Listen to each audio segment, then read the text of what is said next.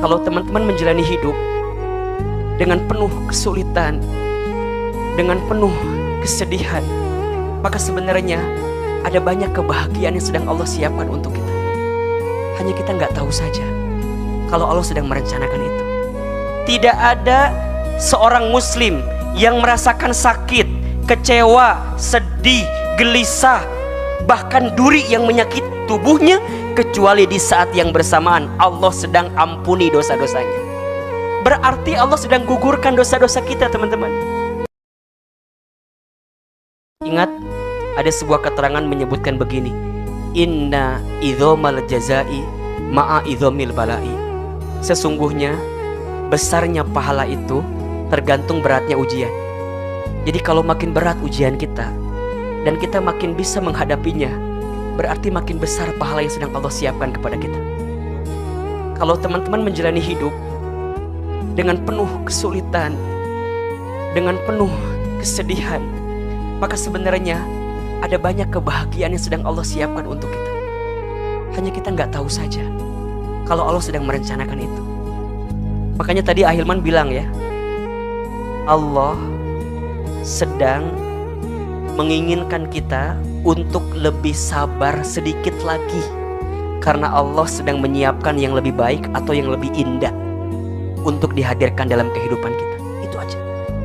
Jadi terima itu sudah terjadi. Dan hati-hati, jangan pernah bilang coba dulu begini, seandainya dulu begini. Jangan. Nabi melarang kita untuk berkata demikian. Untuk semua yang sudah terjadi, kita katakan qadarullah wa ma syaa fa'ala. Sudah jadi ketentuan Allah dan Allah sudah mengizinkan aku menerima skenario itu. Ingat, tidak boleh mengatakan kok gini, enggak apa-apa. Teman-teman ingat ya, kadang kita itu membutuhkan masa lalu untuk bercermin agar diambil pelajaran untuk waktu yang akan datang. Tapi ingat, apa yang sedang Allah siapkan di depan itu jauh lebih indah, jauh lebih besar dari apa yang terjadi di belakang. Belajarlah dari filosofi kaca mobil. Kenapa kaca spion bagian samping itu lebih kecil daripada kaca bagian depan? Kenapa coba? Karena kaca spion bagian samping itu hanya untuk melihat ke belakang, dan itu kecil saja. Tapi kaca bagian depan itu untuk melihat ke depan, dan itu besar. Makna filosofinya, apa yang terjadi di belakangmu itu hanyalah bagian kecil dari kebesaran yang sedang Allah siapkan di waktu yang akan datang. Jangan menghabiskan air matamu untuk menangisi orang yang pergi meninggalkan kita. Lebih baik habiskan air mata kita untuk bermohon kepada Allah agar Allah hadirkan orang yang bisa menggantikan dia dalam kehidupan kita. Karena ingat kata Nabi ya, tidak ada seorang muslim yang merasakan sakit, kecewa, sedih, gelisah, bahkan duri yang menyakiti tubuhnya, kecuali di saat yang bersamaan Allah sedang ampuni dosa-dosanya. Berarti Allah sedang gugurkan dosa-dosa kita, teman-teman. Kalau kita nih dapat musibah, dapat sesuatu yang menyakitkan, kenapa ya Allah? Langsung keluar kalimatnya apa? Istighfar.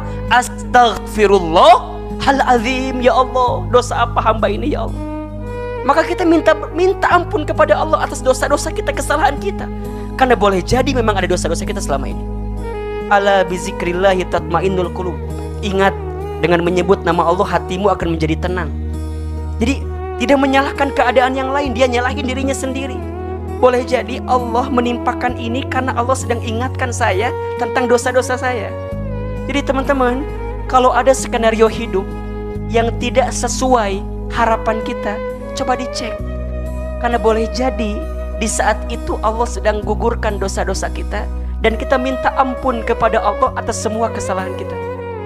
Kalau kita sudah minta ampun kepada Allah, maka Allah akan datangkan sesuatu yang lebih baik daripada apapun yang datang dalam kehidupan kita.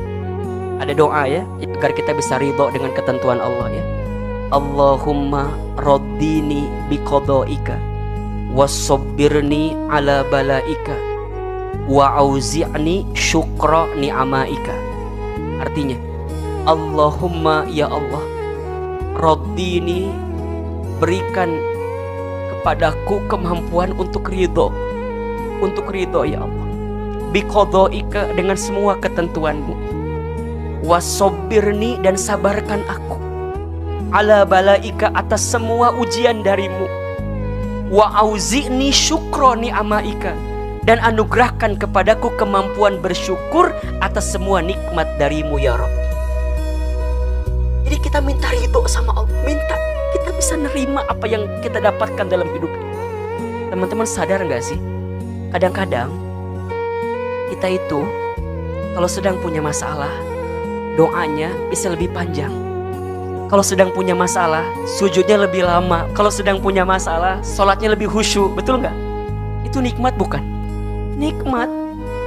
Maka teman-teman, kadang Allah itu kalau sedang mencintai seorang hamba, maka Allah cabut kecintaan hamba tersebut kepada urusan dunia. Kenapa? Karena Allah ingin mengisi hatinya dengan kecintaan kepada Allah Subhanahu wa Ta'ala. Boleh jadi selama ini kita jadi lupa ke Allah, jadi lalai ke Allah, jadi nggak inget ke Allah. Karena apa? Karena hati kita, pikiran kita terpenjara mikirin urusan dunia kita, termasuk urusan seseorang yang kita cintai selama ini. Allah pisahkan orang itu, Allah jauhkan orang itu, membuat kita berpisah dengan orang itu sengaja, karena Allah inginkan hati kita diisi dengan Allah, Allah, Allah, sehingga habis semua ruang di hati kita untuk dipersembahkan kepada Allah Subhanahu wa Ta'ala. Kadang-kadang hanya butuh itu saja gitu. Allah tuh butuh kita minta sama Allah, butuh sadar tentang diri kita ke Allah. Karena mungkin selama ini kita nggak pernah punya waktu dengan Allah gitu. Betul nggak? Man yuridillahu bihi khairon yusiba minhu. Barang siapa yang diinginkan oleh Allah kebaikan, maka Allah akan berikan ujian musibah bagi dirinya. Nih kuncinya. Jadi ingat ya, kalau kita lagi diuji, lagi dikasih musibah, boleh jadi di saat yang bersamaan Allah sedang menitipkan pesan cinta kepada kita. Allah sedang merindukan kita. Allah lagi kangen banget sama kita. Hambaku, gak apa-apa engkau kehilangan orang yang kamu cintai, karena setelah ini aku akan hadirkan orang yang lebih baik daripada dia yang pergi meninggalkanmu itu.